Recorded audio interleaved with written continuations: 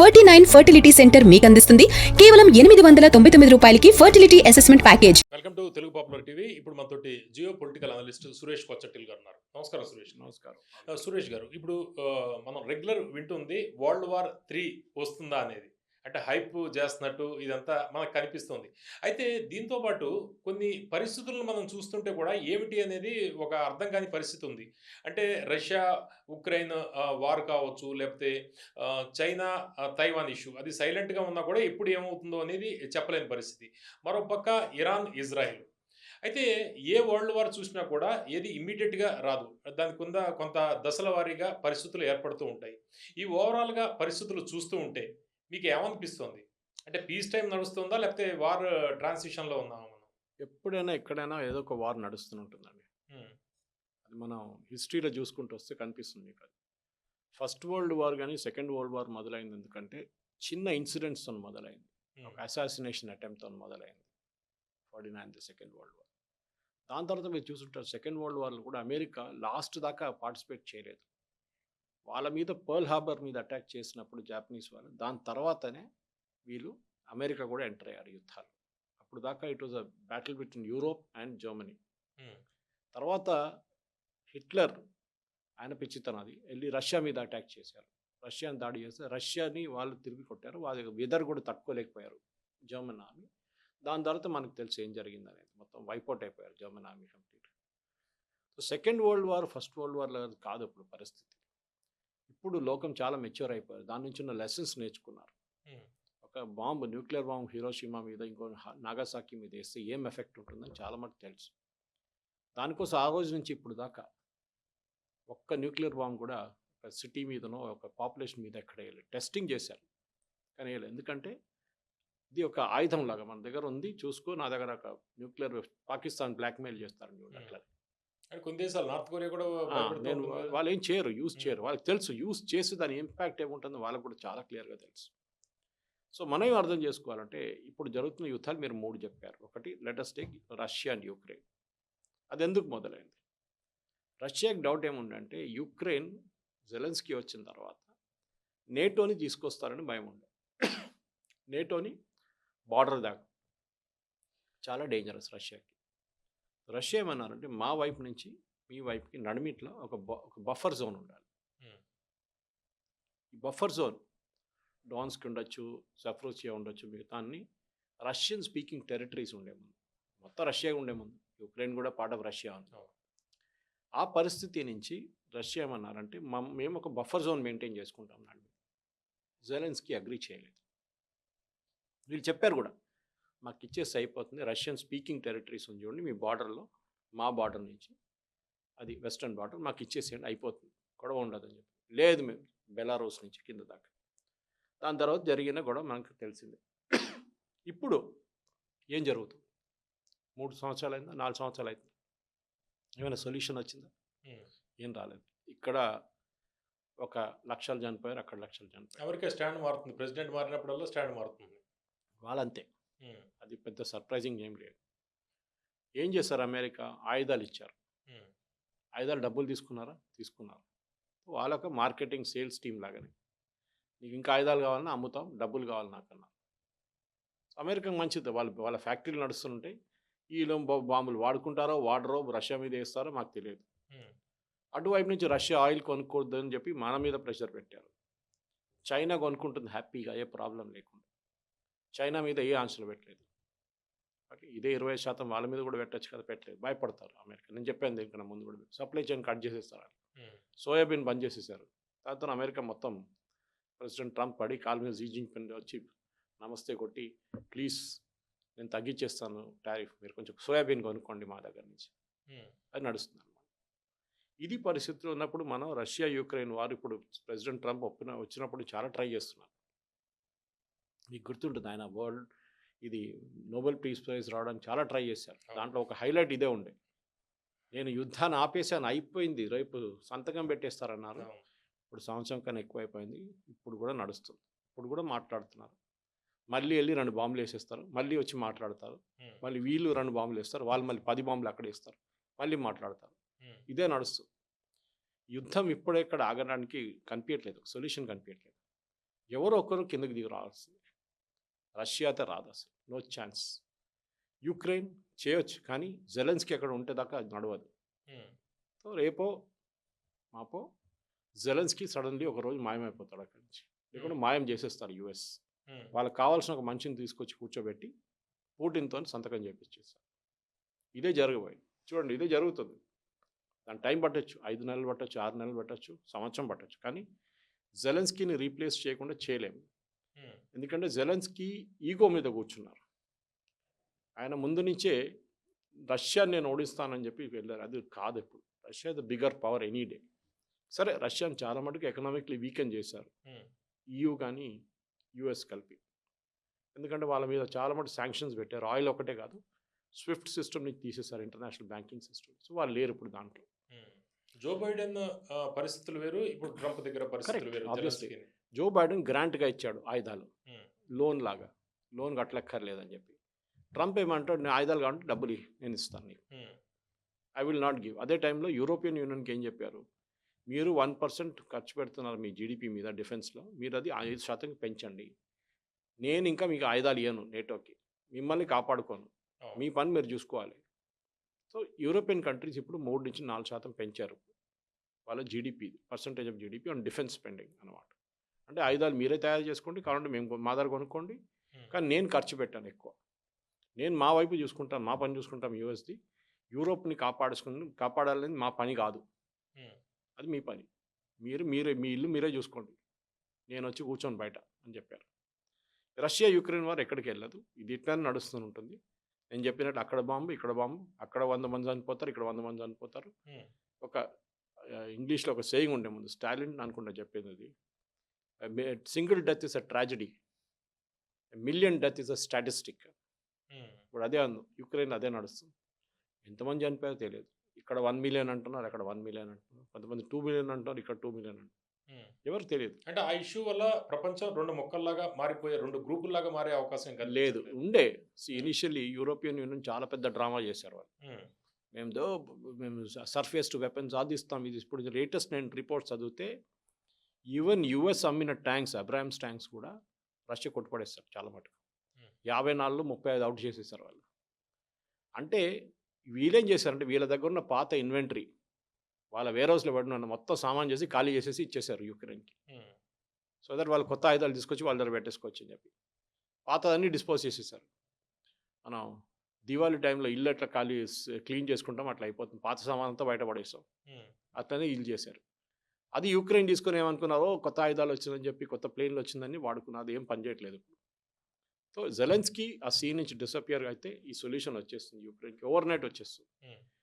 Russia దగ్గర president ట్రంప్కి ఒక soft corner ఉంది, బైడెన్ లాగా కాదు. పుటిన్ అండ్ ట్రంప్ చాలా క్లోజ్ రిలేషన్షిప్ ఉంది. ట్రంప్ వచ్చిన తర్వాత జెలెన్స్కీని పిలిచి కొద్దిగా అవమానం టైప్లోనే మాట్లాడాడు. చూసారు కదా వైట్ హౌస్ టైం డ్రామా జరిగింది ఆ రోజు. సో వైట్ హౌస్లో అంత సింపతి లేదు ఇప్పుడు జెలెన్స్కీకి, కానీ ట్రంప్ తెలుసు ఆయనకి రష్యా అంటే పవరే, మనం దాన్ని నిరాకరించలేం. ఇప్పుడు స్టార్ట్ టాక్స్ని మొదలైంది వాళ్ళ ఇట్లా న్యూక్లియర్ది, వాళ్ళ ట్రీటీ ఎక్స్పైర్ అయింది, మళ్ళీ రీనెగోషియేట్ చేస్తున్నారు. అది కోల్డ్ వార్ టైం నుంచి ఉన్న ట్రీటీ అది. ఇప్పుడు మీరు అడిగిన ప్రశ్నకి అక్కడ వార్ బయటికి వెళ్ళదు. వీళ్ళు ఇనిషియల్ ఏం భయపడ్డారంటే ఇది యూరోప్ వైపు వచ్చేస్తుందేమో అనుకున్నారు, యూరోప్ వైపు రావట్లేదు, యుద్ధం అక్కడే ఆగిపోతుంది. ఎక్కడుంది, యుక్రెయిన్ రష్యా నడిమిట్లోనే ఉంటుంది. ఇప్పుడు రష్యా ఇప్పుడు చూస్తే రష్యా ఇస్ గెయినింగ్, రోజుకి 10-20 కిలోమీటర్లు గెయిన్ చేస్తున్నారు వాళ్ళు, ముందుకు వెళ్తున్నారు. అది జెలెన్స్కీ తట్టుకోలేకపోతున్నారు, అది ఏం చేయలేము కూడా ఇప్పుడు ఆయన. ఇప్పుడు ఎంత వార్ ఎట్లా ఆగుతుందంటే పవన్ గారు, మీరు యుద్ధం సంతకం పెట్టినప్పుడు ఎవరు ఎక్కడ ఉన్నారో అక్కడ ఉంటారు. రష్యా ఏం చేస్తున్నారు, ఎంత టెరిటరీ ముందు గుంచుకోవచ్చు, ఎంత టెరిటరీ తీసుకుంటున్నారు. రేపు యుద్ధం ఆగినప్పుడు మీరు వెనకకి వెళ్ళాలని చెప్పి ఎవడు వెళ్ళాడు, స్టేటస్ కో ఎక్కడున్నారో అక్కడే. This is what will happen. So మీరు అడిగిన ప్రశ్నకి ఎస్, నో ఛాన్స్. ఈ ఏరియాలో అయితే సెకండ్ థర్డ్ వరల్డ్ వార్ అయితే అస్సలు no chance. Next China Taiwan ఒక స్ట్రాటజిక్, అది ఇప్పుడు కాదు, ఎన్నో సంవత్సరాల నుంచి నడుస్తుంది అది. ఓకే, ఎన్నో సంవత్సరాల నుంచి, పాసిబ్లీ జిమ్మీ కార్టర్ ప్రెసిడెంట్ ఉన్న టైంలో దానికన్నా ముందు కూడా నడుస్తుంది ఈ ఇష్యూ. సొల్యూషన్ లేదు దానికి. చైనా ఏమంటుందంటే Taiwan is a part of China, మిగతా దేశాలు దాన్ని అంగీకరించట్లేదు, తైవాన్ ఇండిపెండెంట్ కంట్రీ అంటున్నారు. కానీ చాలా తక్కువ దేశాలు తైవాన్ని ఇండిపెండెంట్ కంట్రీగా అంగీకరించారు. మనం కూడా అంగీకరించలేదు. We still consider the part of China. America ఎలా చూస్తుంది? అమెరికా అక్కడ లేని ఇక్కడ లేని అక్కడ మాట్లాడతారు వాళ్ళు. ఉమ్, అప్పుడు అంటారు తైవాన్తో మేము చాలా ఫ్రెండ్లీ ఉంటారు, మళ్ళీ నెక్స్ట్ డే జీతో మాట్లాడతారు. ఉమ్, చైనా ఎక్సర్సైజెస్ కండక్ట్ చేస్తున్నాడు, అమెరికా తీసుకొచ్చి ఒక ఎయిర్క్రాఫ్ట్ క్యారియర్ అక్కడ పెట్టేస్తారు తైవాన్ దగ్గర. ఉమ్, సో చైనా అప్పుడప్పుడు ధమ్కి ఇస్తుంటారు తైవాన్ని, ఎందుకంటే తైవాన్ మిలిటరీ ఫోర్స్ అంత పెద్ద ఫోర్స్ కాదు. ఉమ్, వాళ్ళకి ఎప్పుడైనా కానీ యూఎస్ కానీ యూరోప్ మీద డిపెండ్ ఉంటారు వాళ్ళు. అవును. సో చైనా ఆక్రమించరు, కానీ ఇట్లానే హెరాస్ చేస్తూనే ఉంటారు వాళ్ళని రెగ్యులర్గా. ఉమ్, వాళ్ళని ఇంటర్నేషనల్ స్టేజ్లో రానియారు, ఎందుకంటే తైవాన్ అనేది టెక్నాలజీ వైజ్ చాలా పెద్ద ప్లేయర్. అవును. సెమీ కండక్టర్స్ కానీ అవును. మీరు సిఎన్సి లేత్ మిషన్స్ కానీ ఇట్లాంటి చాలా మటుకు వాళ్ళు they are experts in that. అక్కడ ఫ్యామిలీ హెల్త్ కన్సర్న్స్ బిజినెస్ చాలా పెద్దది అక్కడ. చిన్న కంట్రీ కానీ technology wise they very powerful. Um, so చైనాకి ఏంటంటే దాని మీద కన్ను ఉంది, వీళ్ళది రేపు వీళ్ళని గుంజుకుంటే మా ఎకానమీ కూడా పెరుగుతుంది. ఆల్రెడీ వాళ్ళ ఎకానమీ డోల్ డ్రమ్స్ ఉంది, కానీ వాళ్ళు చేయలేరు. అప్పుడప్పుడు ఒక ఎక్సర్సైజ్ చేస్తారు, 2 ఫ్లైట్లు ఓవర్ఫ్లై చేస్తారు తైవాన్ మీద నుంచి, వాళ్ళు ప్రొటెస్ట్ చేస్తారు, యూఎస్ వార్నింగ్ ఇస్తారు, దాని తర్వాత మళ్ళీ సర్దుమవుతుంది, మళ్ళీ రెగ్యులర్ ప్రాక్టీస్ ఇది. రెగ్యులర్ ప్రాక్టీస్ నడుస్తుంటుంది. So Taiwan China ping pong ball అంటాం, టేబుల్ టెన్నిస్ లాగా అక్కడ కొడతారు, మళ్ళీ ఇక్కడ కొడతారు, మళ్ళీ ఎక్కడ కొడతారు, మళ్ళీ ఇక్కడ నడుస్తూనే ఉంటుంది. ఉమ్, మనం చూస్తూనే ఉండాలి అంతే, ఇంకేం నడవదు. ఇరాన్ ఇజ్రాయెల్ ఈ ప్రతీకారం. ఇరాన్ ఇజ్రాయెల్ అయిపోయింది అప్పుడే. మనం యుఎస్ B2 బాంబర్స్ యూజ్ చేసినప్పుడే, ఉమ్, వాళ్ళ న్యూక్లియర్ ఫెసిలిటీస్ని కొట్టినప్పుడే అయిపోయింది అక్కడ యుద్ధం. ఉమ్, ఇరాన్కి ముందు 3-4 ప్రాక్సీస్ ఉండే, ఉమ్, H Hamas, Hezbollah, Houthi, 3H అన్నమాట. దాంట్లో హమాస్ని ఆల్మోస్ట్ ఫినిష్ చేసేసారు, ఇప్పుడు ఉన్నది వాళ్ళు గాజాలో అంతే. ఉమ్, హెజ్బుల్లాని నస్రుల్లాని చంపిన తర్వాత వాళ్ళు కంప్లీట్గా హెజ్బుల్లాని ఫినిష్ చేసేసారు, మీకు తెలిసిందే. ఉమ్, ఇప్పుడు హెజ్బుల్లా మాట్లాడలేదు. లెబనీస్ గవర్నమెంట్ ఇప్పుడు కొంచెం స్ట్రాంగ్ అయ్యారు. ఇప్పుడు హూతీల్ని ఇక్కడ యుఎస్ చూసుకున్నారు, ఉమ్, వాళ్ళతో సంతకం అన్రిటర్న్ అగ్రిమెంట్ కూడా చేసుకున్నారు. మీరు షిప్స్ మీద దాడి చేయరు, ఉమ్, మీరు అక్కడ కూర్చోండి, మీకు ఆయుధాలు ఏం రావు, ఇరాన్ నుంచి రాకుండా మేము చూసుకుంటాం, ఉమ్, నువ్వు ఎక్కువ గొడవ చేస్తే మేము మిమ్మల్ని బాంబ్ చేసేస్తాం అంతే.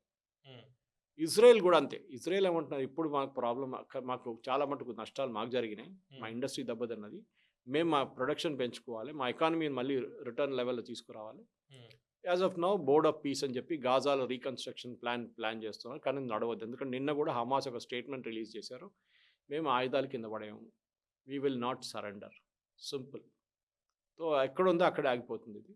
ఆయుధాలు ఉన్న హమాస్ చాలా డేంజరస్, అది ఇప్పుడు యూఎస్ కానీ మిగతా ఎవరైనా వస్తే వాళ్ళ మీద దాడి జరుగుతా, రేపు ఏదైనా జరగచ్చు. సో ఇజ్రాయెల్ ఇప్పుడైతే క్వైట్గా ఉన్నారు. మొన్న కూడా ఏదో ఒక వాళ్ళ మీద ఎవరో ఫైర్ చేశారు గాజా నుంచి, హమాస్ వాళ్ళ మీద బాంబింగ్ చేసి 15 మంది ఎంతో చనిపోయారు. ఆ యాక్షన్స్ రెగ్యులర్గా ఉంటుంది, కానీ ఓవరాల్ ఇంకా పాత సిస్టమ్ లాగా 6 నెలల ముందు, సంవత్సరం ముందు ఉన్న టెన్షన్ ఇప్పుడు లేదు. ఉమ్, హెజ్బుల్లా లీడర్షిప్ని కంప్లీట్గా ఫినిష్ చేసేసారు, వాళ్ళ మిసైల్ లాంచింగ్ సిస్టమ్ ఫినిష్ చేసేసారు. ఇక్కడ హూతీల్ని యుఎస్ ఇజ్రాయెల్ ఇద్దరు కలిసి ఫినిష్ చేశారు. అది కాకుండా నెక్స్ట్ లెవెల్లో ఈవెన్ మీరు బిలీవ్ చేయరు, అదే యమన్లో ఇప్పుడు సౌదీ అరేబియా యూఏ కొట్టుకున్నారు, మీకు తెలుసు. కొన్ని నెల ముందు సౌదీ అరేబియా యూఏ మీద బాంబింగ్ చేసింది, ఎక్కడ, యమన్లో. ఎందుకు, అక్కడ వీళ్ళు ఇంకో ఫ్యాక్షన్ సపోర్ట్ చేస్తున్నారు అని చెప్పి. సో ఒకవైపు హూతీలు, ఒకవైపు సౌదీ అరేబియా సపోర్ట్ చేస్తున్న యాక్చువల్ గవర్నమెంట్, ఇంకొక వైపు సదర్న్ టెరిటోరియల్ కౌన్సిల్ ఉంది, ఆ యూఏ సపోర్ట్ చేస్తారు వాళ్ళు. ఉమ్, యమన్లో 3 పార్టీలు ఉన్నారు ఇప్పుడు, ఆలోచించండి. యమన్ పక్కన పెట్టవచ్చు మనం, ఇప్పుడు హూతీలు ఇప్పుడు ఏం చేయట్లేదు ఎక్కువ కూడా, చేస్తే యూఎస్ వచ్చి బాంబ్ చేస్తారు వాళ్ళు. So they have an unwritten agreement అని అమెరికా చెప్పారు. మేము ఆల్రెడీ చెప్పాం హూతీలకు, మీరు షిప్స్ మీద ఫైరింగ్ చేయకూడదు, చేస్తే మళ్ళీ మేము బాంబ్ చేస్తాం. ఇజ్రాయెల్ కూడా చేయొచ్చు కాబట్టి, కానీ ఇజ్రాయెల్ యాజ్ ఆఫ్ నౌ వాళ్ళు కొంచెం రెస్ట్ తీసుకుంటున్నారు. వాళ్ళకి లాస్ట్ 2 సంవత్సరాలు జరిగిన నష్టాలు చాలా పెద్దది. లాస్ట్ ద హాస్టేజెస్ బాడీ కూడా వచ్చేసింది రిటర్న్. ఇప్పుడు వాళ్ళు అక్కడి నుంచి రావాల్సింది ఏం లేదు గాజా నుంచి. As of now it is status quo, cease fire. అంటే మనం ఈ 3 యుద్ధాలకు సంబంధించి, అంటే రష్యా ఉక్రెయిన్ కావచ్చు, లేకపోతే చైనా తైవాన్ ఇష్యూ కావచ్చు, లేకపోతే ఇరాన్ ఇజ్రాయిల్, ఇవి మనం విడిగా కాకుండా ఒక లింక్ చేసి చూస్తే ఇందులో ఎక్కడైనా ఒక చోట ఏదో బిగ్గరగా పేలితే మిగిలినవి స్టిల్గా ఉండే అవకాశం ఉందా? ఓన్లీ ఇజ్రాయెల్ గాజా ఉండే ప్రాబ్లం. అది కూడా ప్రెసిడెంట్ ట్రంప్ వచ్చిన తర్వాత చాలా డిసైసివ్గా యాక్షన్ తీసుకున్నారు. అది బైడెన్ తప్పు ఉండే. బైడెన్ కొంచెం టఫ్గా ఉంటుండే, ఈ సిచ్యువేషన్ ఎప్పుడో నార్మలైజ్ అయిపోతుండే, కానీ ఆయన హయాంలో ఏం చేయలేదు ఆయన ఎక్కువ. ప్రెసిడెంట్ ట్రంప్ వచ్చినాక ఆయనకు ఒక రియల్ ఎస్టేట్ మెంటాలిటీ ఉంది, దీన్ని తీసుకొని ఒక మెడిటరేనియన్ రిసార్ట్గా కన్వర్ట్ చేసుకుందామని ఆయన చూస్తున్నారు. ఆయన సెల్ఫిష్ ఇంట్రెస్ట్ అది, ఆయనకు అదే ఉంటుంది ఎప్పుడు. ఉమ్, ఆయన రియల్ ఎస్టేట్ మంచి, ఒక ఇటుకే పెడితే నాకు ఎంత డబ్బులు ఇస్తావు చెప్పు, అది ఆ ఫిలాసఫీ ఉంటుంది ఆయనది. సో ట్రంప్ వచ్చిన తర్వాత సిచ్యువేషన్ చాలా మటుకు ఇంప్రూవ్ అయింది గాజాలో, దాని డౌట్ లేదు. అన్ని హాస్టేజెస్ బాడీస్ రిటర్న్ చేశారు. దానికోసం ఆయన ఖతార్ని వాడుకున్నారు, ఈవెన్ బహరీన్ని వాడుకున్నారు, సౌదీ అరేబియాని కూడా వాడుకున్నారు టాక్స్లో. వాళ్ళు పెట్టిన ప్రెషర్తోనే ఇదంతా జరిగింది ఇప్పుడు. ఉమ్, సో చాలా మటుకు సో అక్కడ కూడా ఏం జరగదు ఇప్పుడు. యాజ్ ఆఫ్ నౌ చాలా పీస్ఫుల్గా ఉంది. ప్రాబ్లం ఉన్నది లోకంలో 2-3 స్పాట్స్లో ఉంది. ఒకటి సిరియాలో ఇంకా ప్రాబ్లం నడుస్తుంది. ఉమ్, సిరియన్ గవర్నమెంట్ మీద ఇప్పుడు కూడా సిరియాలో ఉన్న కొన్ని గ్రూప్స్ కొట్టుకుంటున్నారు. గవర్నమెంట్ వ్యతిరేకం కాదు, వాళ్ళ నడిమిట్లు కొట్టుకుంటున్నారు. ఒక గ్రూప్నేమో టర్కీ సపోర్ట్ చేస్తున్నారు, ఇంకొక గ్రూప్నేమో యూఏఈ సపోర్ట్ చేస్తున్నారు. అక్కడ గొడవ నడుస్తుంది సిరియాలో. అది కాకుండా మీరు చెప్పినట్టు రష్యా యుక్రెయిన్ నడుస్తుంది.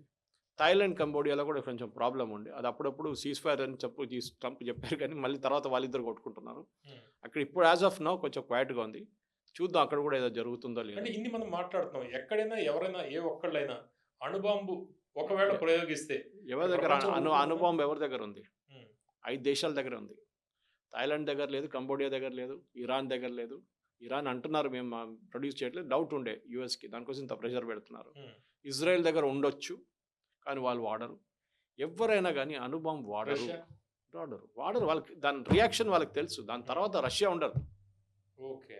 మీరు ఎవరి మీదైనా అణుబాంబు యూజ్ చేస్తే వాళ్ళు రిటర్న్ మీ మీద అణుబాంబు ఉంటే వాళ్ళు యూజ్ చేస్తారు. ఉమ్, మీరు ఉండరు, వాళ్ళు ఉండరు. ఎవరి చాయిస్ నా. జపాన్ దగ్గర ఆ రోజు న్యూక్లియర్ బాంబు ఉంటే అమెరికా న్యూక్లియర్ బాంబు వేస్తుండేనా? వేయరు. వాళ్ళకి తెలుసు జపాన్ వచ్చి రిటర్న్ కొడతారని. ఉమ్, లేని రాష్ట్రాల మీదే కొడతారు. దానికోసం నేను సద్దాం హుసేన్ డిస్పోజ్ చేశారు, గద్దాఫీని డిస్పోజ్ చేశారు, సిరియాలో బషీర్ అల్ అసద్ డిస్పోజ్ చేశారు. ప్రతి చోట్ల వాళ్ళ దగ్గర న్యూక్లియర్ బాంబు ఉంటే వీళ్ళు ముట్టరు. ఉమ్, భయం ఉంటుంది, ఏ పిచ్చోడా అని చెప్పేసి. పిచ్చోంతో ఇట్లా రాయిలాగా అయిపోతుంది అది. మన నార్త్ కొరియన్ కూర్చున్నాడు చూడండి అక్కడ, అవును. వాడు ముట్టరు అన్ని. ఎందుకు తెలుసు వాడి దగ్గర ఉంది న్యూక్లియర్ మిసైల్. వాడు ఎప్పుడు పిచ్చోడి వాడతాడో చేతిలో తెలియదు. రాయి. వాడు అంటాడు నేను పోతే కానీ నిన్ను కూడా తీసుకొని వెళ్తా అంటాడు. ఉమ్. ఆ పరిస్థితిలో వచ్చేస్తా.